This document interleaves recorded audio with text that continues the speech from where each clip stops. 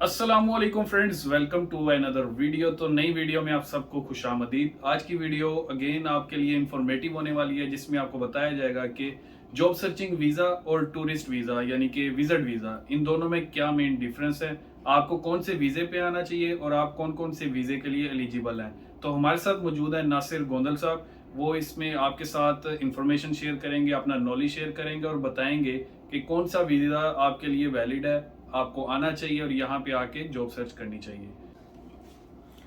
तो नाजरीन, नासिर गोंदल साहब हमारे साथ मौजूद हैं। तो सबसे पहला सवाल हम करते हैं, चार सवाल हम इनसे करेंगे। फर्स्ट ऑफ ऑल क्वेश्चन ये है कि जॉब सर्चिंग वीज़ा और टूरिस्ट वीज़े में फ़र्क क्या है। तो जी नासिर साहब, ऑडियंस के साथ अपना थोड़ा सा एक्सपीरियंस शेयर कीजिए और बताइएगा क्या है। अस्सलाम वालेकुम। तो सब दोस्तों से पहले तो हम ये है कि हम ये डिस्कस करेंगे कि जो जॉब सर्चिंग वीज़े के लिए अगर आपने आना है तो ये वीज़े जो विज़िट वीज़ा है वो कितनी टाइप का है। तो विज़िट वीज़ा, ये जॉब सर्चिंग वीज़ा इस वक्त दो टाइप का है, जिसमें एक जॉब सीकर वीज़ा है और टूरिस्ट वीज़ा है। तो जॉब सीकर वीज़े की कंडीशन ये है कि उसके लिए आपको डिग्री प्रोवाइड करनी पड़ती है, जो कि समय जो इन्होंने स्पेसिफाइड यूनिवर्सिटी की हुई है यूएई ने या यूएई की एम्बेसी ने, तो उसी की बेस पे आपको जो है ना जॉब सीकर वीज़ा इशू हो सकता है। तो इसलिए ये जो इजी नहीं है जॉब सीकर वीज़ा लेना, ये थोड़ा डिफ़िकल्ट है, क्योंकि ये स्पेसिफाइड यूनिवर्सिटी हैं, उसी की बेस पे जॉब सीकर वीज़ा मिलता है। तो इसलिए आप टूरिस्ट वीज़ा ले सकते हैं, और जो टूरिस्ट वीज़ा है वो 2 मंथ का है। आप टूरिस्ट वीज़े पे आएँ जहाँ आप जॉब सर्चिंग करें, और जो ही आपकी जॉब हो जाती है, क्योंकि टूरिस्ट वीज़े पे और जॉब सीकर में यह है कि उसमें कुछ स्टेटस चेंज का यानी कि बेनिफिट, अगर आप जॉब सीकर वीज़े पे आते हैं तो आप टूरिस्ट वीज़े पे आएँ, और टूरिस्ट वीज़े पे आके आप जॉब सर्च करें। जब आपको जॉब ऑफर हो जाती है तो आगे इतना डिफ़िकल्ट इशू नहीं है। तो यानी कि आपकी जो है ना स्टेटस चेंज हो जाता है इजीली, इतना ज़्यादा मुश्किल काम नहीं है। बस मेन चीज़ है कि आपको जॉब मिल जाए। तो जब आपको ऑफर लेटर मिल जाता है तो फिर आगे आपके लिए इजी है काम, वो ज़्यादा डिफ़िकल्ट नहीं है। अच्छा जी, तो नाजरीन, पहले सवाल का जवाब नासिर साहब ने दे दिया है। दूसरा क्वेश्चन ये है कि विजिट वीज़े पे आप आ चुके हैं, जो कि 2 मंथ का है। पहले होता था 1 मंथ का और 3 मंथ का, ये ख़त्म हो चुका है, अब इस टाइम सिर्फ 2 मंथ का है। तो विजिट वीज़े पे जब आप आ गए हैं, मिसाल के तौर पे आपने 2 माह पूरे यहाँ पे लगा लिए, अब आप चाहते हैं कि आपका वीज़ा हो जाए एक्सटेंड। तो नासिर साहब इस पे आपके साथ इंफॉर्मेशन शेयर करेंगे कि क्या वो यूएई के अंदर ही रह के वीज़ा एक्सटेंड हो सकता है, या आपको अपनी कंट्री जाके इन आउट दोबारा आना पड़ेगा, या किसी गल्फ कंट्रीज के थ्रू होना पड़ेगा। जी नासिर साहब। तो पहले जो ऐसा था कि जैसे आप 3 मंथ का अगर वीज़ा लेके आते हैं या 1 मंथ का वीज़ा लेके आते हैं तो आपका वीज़ा एक्सटेंड हो जाता था, 3 मंथ का वीज़ा फर्दर एक्सटेंड हो जाता था। लेकिन अब जो है ना वीज़ा एक्सटेंशन जो 13 दिसंबर से इन्होंने वीज़ा एक्सटेंशन जो है वो बंद कर दी है। अब आपका वीज़ा एक्सटेंड नहीं होगा, यूं ही आपका वीज़ा एक्सपायर होगा। आपको यहाँ से कंट्री से यूएई से एक दफ़ा एग्जिट करना पड़ेगा, यानी कि अगर आप पाकिस्तान से आते हैं या इंडिया से आते हैं तो आपको अपने मुल्क वापस जाना पड़ेगा, और वहाँ से फिर एक नया वीज़ा लेके आना पड़ेगा आपको, इनको वो विजिट वीज़ा ही होगा। तो ये इसलिए है, जैसे अगर आप विजिट वीज़ा पे आए, टूरिस्ट वीज़ा पे आए, और आपको जॉब नहीं मिली 2 मंथ में, तो लेकिन आप फर्दर जो है सर्चिंग करना चाहते हैं तो आप वापस जाएं और दोबारा वीज़ा जो है लेके आएँ, फिर जो आप जॉब सर्चिंग कर सकते हैं। अब वीज़े की एक्सटेंशन जो है वो बंद हो गई है।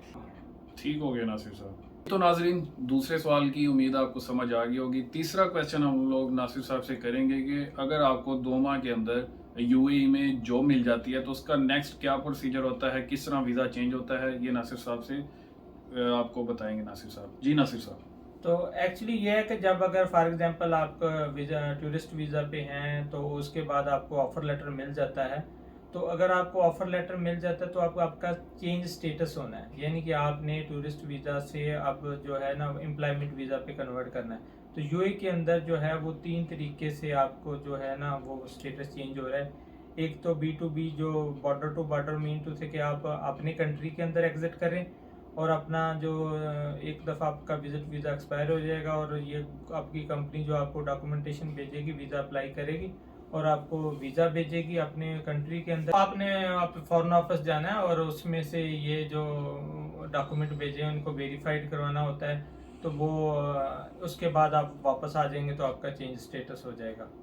तो ये तो होती है। और दूसरा ये है कि कुछ कंपनी है यूएई के अंदर ही आपका चेंज स्टेटस करवा रही हैं।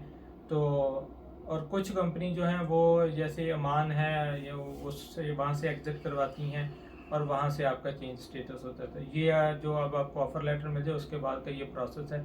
इस 3 तरीक़ों से जो है ना वो चेंज स्टेटस है। मोस्टली कंपनी जो हैं वो विद इन यूएई करवा रही हैं या वो ओमान भेज रही हैं, और कुछ कंपनी ऐसा ही है कि वो पाकिस्तान में भेजती हैं अगर जो होम कंट्री है, तो उधर से आपका फिर वापस आपको फिर जब वहाँ जाते हैं आपका एग्जिट जो उनके पास आ जाता है तो वो आपका वीज़ा अप्लाई कर देते हैं और वीज़ा आ जाता है, फिर आपको भेज देते हैं, आप उसी वीज़े पे वापस आ सकते हैं। उसके बाद आपका यहाँ आगे मेडिकल वगैरह जो पूरा प्रोसेस है अमृत आईडी का वो होगा और आपको जो वीज़ा जो है मिल जाएगा। ठीक हो गया नासिर साहब, तो तीसरा सवाल भी क्लियर हो गया होगा उम्मीद आप सबका। फोर्थ क्वेश्चन आप लोग करते हैं नासिर साहब से कि यहाँ पे अगर विजिट वीज़े पे बंदा आता है तो उसके टोटल एक्सपेंडिचर कितने होते हैं, यानी कि टोटल कितने अखराजात होते हैं। तो 2 माह के एक्सपेंडिचर नासिर साहब आपसे शेयर करेंगे कि कौन कौन सी जगह पे कितने कितने पैसे लग जाते हैं, तो रफ सा आइडिया आपके साथ शेयर किया जाएगा। जी नासिर साहब।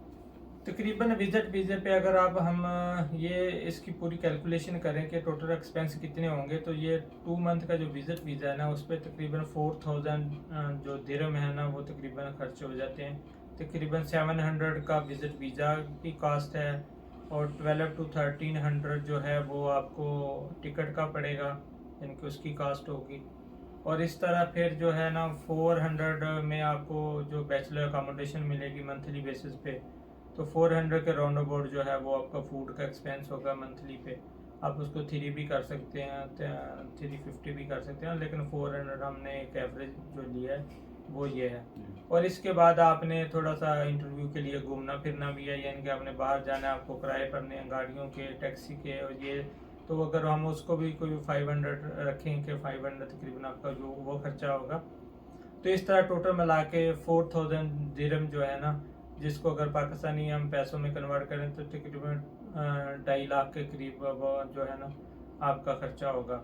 तो अगर पाकिस्तानी रुपीज़ जो है ना वो 2.5 लाख आपके पास हैं तो आप विजिट वीज़ा लेके जॉब सर्चिंग के लिए आ सकते हैं। और ये आपकी फिर लक और स्ट्रगल पे डिपेंड करता है कि आपको अगर जितनी जल्दी जॉब मिल जाए तो आपके कुछ जो पैसे हैं वो सेव हो सकते हैं, यानी कि जो आपने बैचलर अकोमोडेशन ली है या फूड है वो आप पे आपकी जॉब स्टार्ट हो जाएगी तो फिर उसी का पार्ट बन जाएंगे, यानी कि वो फिर वीज़ा की कास्ट या आपकी जॉब सर्चिंग की कास्ट जो नहीं रहेगी।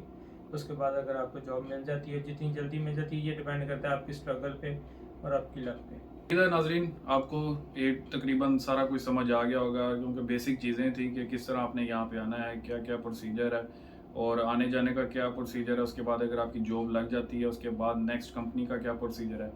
तो वीडियो उम्मीद आपको पसंद आई होगी, इसको कीजिएगा लाइक शेयर एंड सब्सक्राइब। इंशाल्लाह मिलते हैं नेक्स्ट वीडियो में एक नए टॉपिक के साथ, एक नई जस्तुजू के साथ, नए सफ़र के साथ। तो अपना बहुत सारा ख्याल रखिएगा। टेक केयर, अल्लाह हाफ़िज़।